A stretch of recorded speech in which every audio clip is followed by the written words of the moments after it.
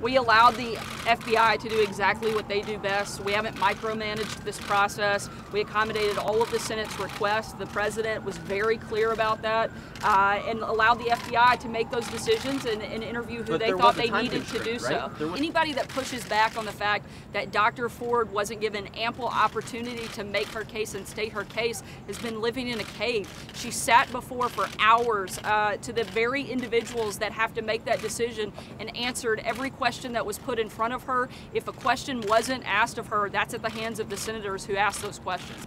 What critics want is a never-ending fishing expedition into high school drinking.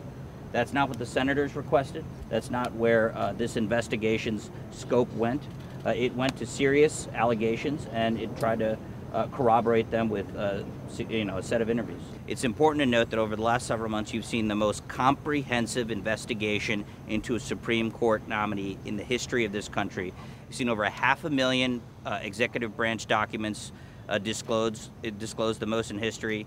Nearly 2,000 questions, 36 hours of testimony, a private session, repeated interviews under oath. This man and his background have been vetted extensively, and there is so much, reams of information for the American public to look through.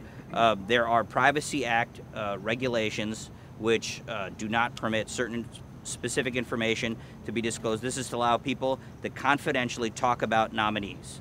And if we were to violate that in this instance, people are not going to come forward for future nominees.